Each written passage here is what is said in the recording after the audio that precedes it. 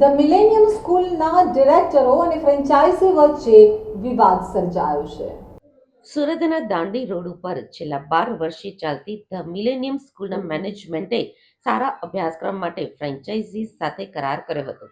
એમાં ફ્રેન્ચાઇઝીએ અભ્યાસક્રમ વખત અપગ્રેડ કરવાનો હતો તથા અન્ય સેવાઓ પૂરી પાડવાની હતી. પરંતુ ફ્રેન્ચાઇઝી છેલ્લા 12 વર્ષથી કોઈ જ ફેરફાર કર્યા વિના માત્ર કન્સલ્ટન્સી ફી વસૂલી રહી હતી. આજે એક પ્રેસ કોન્ફરન્સ યોજીને ફ્રેન્ચાઇઝીસ દ્વારા સ્કૂલ સંચાલકો પાસેથી ફી વસૂલવા માટે સ્કૂલ મેનેજમેન્ટ ઉપર દબાણ કરવામાં આવી રહ્યું છે. મિલેનિયમ સ્કૂલ નામની હાલની સંસ્થા દ્વારા અમારી પ્રતિષ્ઠિત બ્રાન્ડના નામનો ગેરકાયદેસર ઉપયોગ કરવામાં આવી રહ્યો છે. આ સંસ્થાને અમારી બ્રાન્ડનો ઉપયોગ કરવાની મંજૂરી નથી. આ પ્રકારે ફ્રેન્ચાઇઝીના સીઈઓ દ્વારા મીડિયાને જણાવવામાં આવ્યું હતું.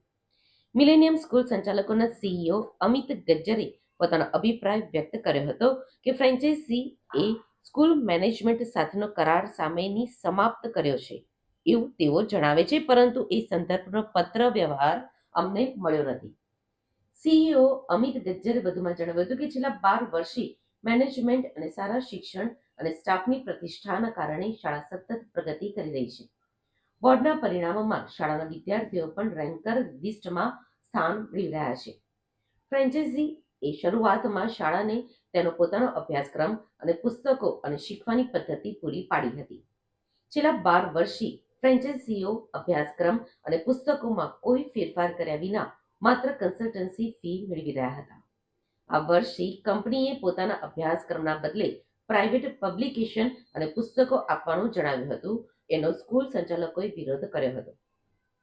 વાલીઓને અપીલ છે કે છેલ્લા 12 વર્ષથી શાળાના સંચાલકો અને શિક્ષકોની મહેનતનું સારું પરિણામ મળી રહ્યું છે. નિર્દેશકો વધુ સારા પરિણામો માટે સતત પ્રયત્નશીલ રહે છે. વાલીઓએ શાળા સંચાલકોમાં વિશ્વાસ જાળવી રાખવો જોઈએ.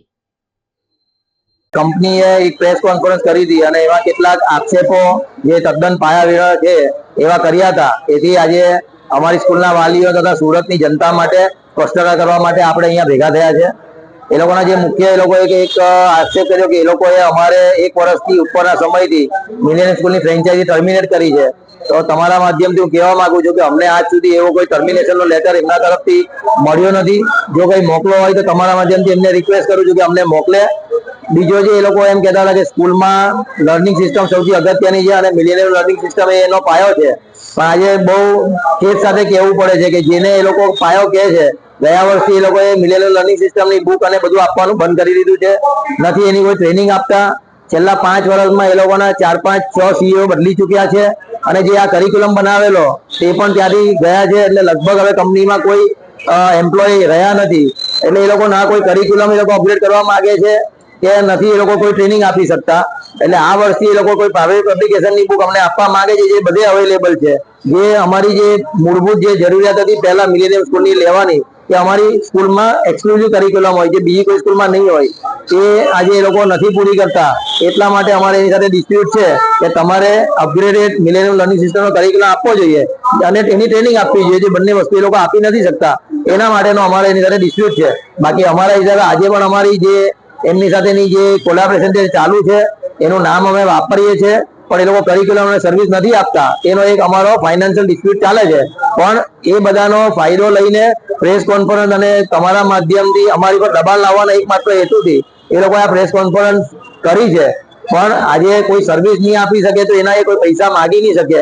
અને આજે અમારે તમારા માધ્યમથી અમારા વાલીઓને એ આશ્વસ્ત કરવા માંગીએ છીએ કે જેમ આટલા 12 વર્ષથી વિશ્વાસ મૂકી અને સ્કૂલ જે પ્રમાણે પ્રગતિ કરે છે, તો આજે સ્કૂલમાં એ લોકો કરતા જે પણ આપણે કરતા અપગ્રેડેડ આપણે કરિક્યુલમ વાપરીએ છીએ અને બધા જ વાલીઓ બહુ સેટિસ્ફાઈડ છે અને આગળ પણ એ લોકો રહેશે એની અમે તમારા વતી ખાતરી આપીએ છીએ.